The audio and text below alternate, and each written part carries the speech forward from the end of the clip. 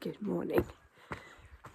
It's much brighter than last time I tried to do this, but it is nevertheless still quite early, so hence the softened tones. But I'm heading out to have what I hope might be my penultimate bonfire of this season. It's actually unfortunately a bit of a damp morning, only because it rained yesterday, which can make this challenging. And then I've got a little bit of rollover here and a little bit of rollover the other side. All that means is I'll try to light the bonfire and then add this material onto it as I go. But that's the big question. Can I light this rather sodden bonfire? I can but try.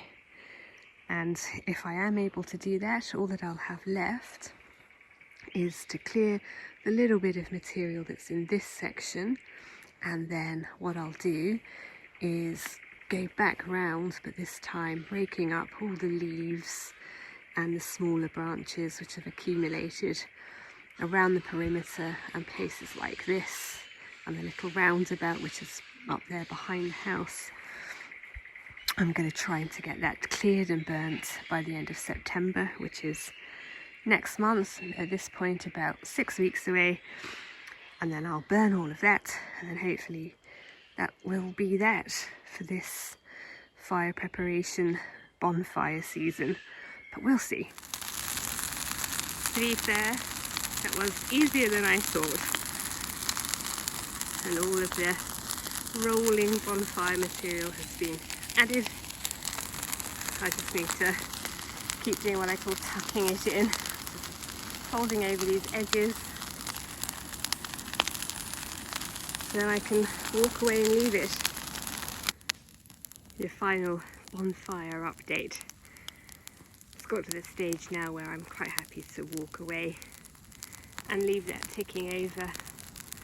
It can't really do much harm. It's not going to stroll out of its arena, and because of the rain the ground is quite damp anyway, so I'm quite content that I can go off, have a cup of tea, leave that be, come back out, maybe give it one rake over, but that it's pretty safe now. So that's quite a successful morning. Now that the bonfire is more or less done and dusted, I have come up to the autumn interest deciduous tree part of the property, where I've got a number of trees dotted around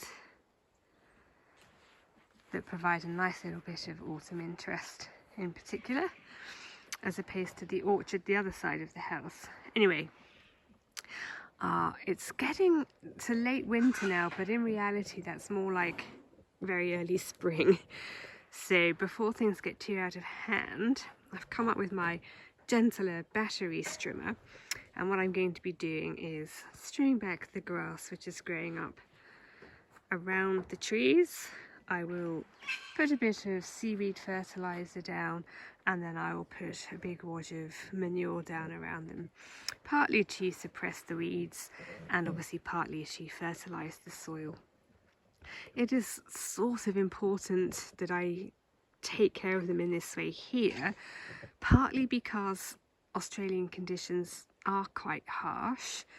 There's every good chance that they may have to put up with quite a lot of very hot weather, dry weather, windy weather in the next few months, but also the soil itself is quite poor. You don't have to dig down too far before you're into a layer of clay. And so I like to do what I can to try and help them along whilst they're establishing and relatively vulnerable. So I'm going to take the cages off, and then I'm going to do all of those things I just discussed, and then I'm going to move on to the next part of this morning's work. That's that done, as I'm sure you can see. So all 5 trees up in this area being made ready for spring. not before time. I choose this time because they're just starting to show signs of springing into life. So I want to help them along at this important part of their development. Now I've done these, I'm going to turn my attention to some of the trees in the formal garden. I've only got so much manure, but I'll be picking some more up on the weekend to carry on doing things like the new hedge along the wood stall and the grevillea garden plants. So lots to be getting on with at this time of year, and then I need to turn my attention to the flower beds, manuring those again and also weeding them. But for now I'm concentrating on the trees.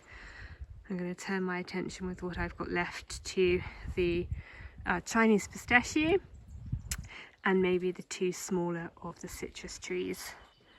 And then I like to call that a day before I move on to the next part of this morning's work.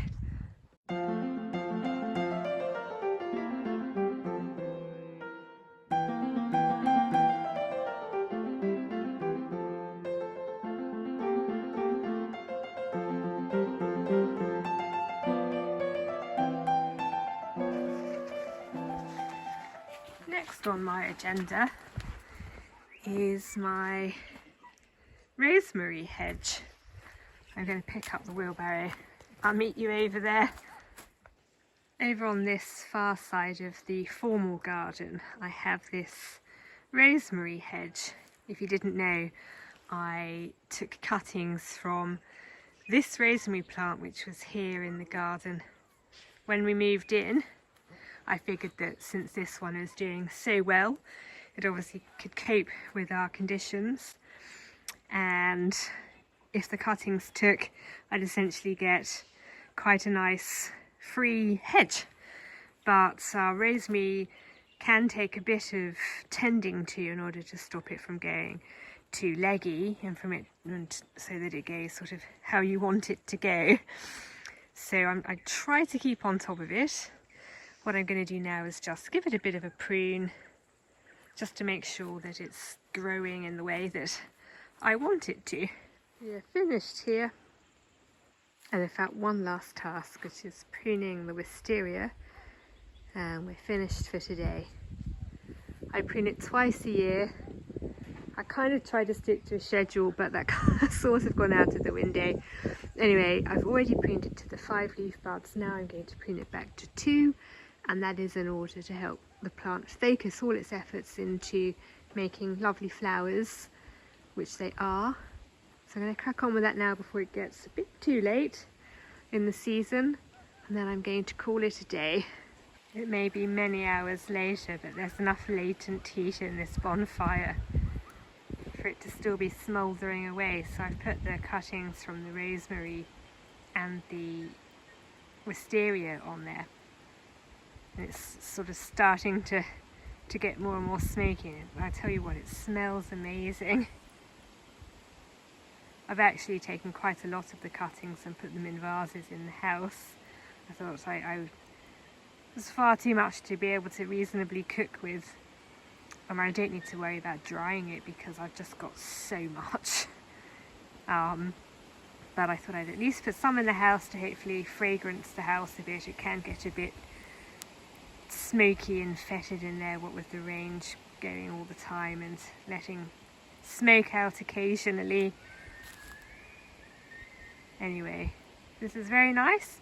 I am done for the day, so I'm going to head back in, put my feet up, and I'll catch up with you at some point in the future. Let's go and see what Will's up to.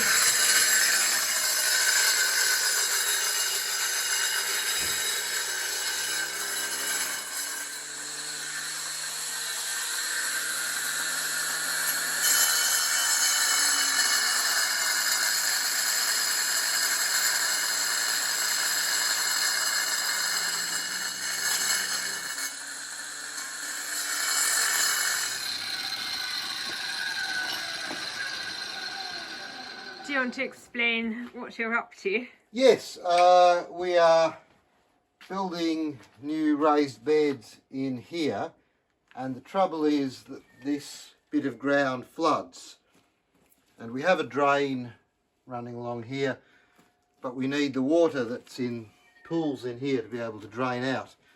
So we're cutting some drainage holes into the drain so the water can drain out of this into this drain.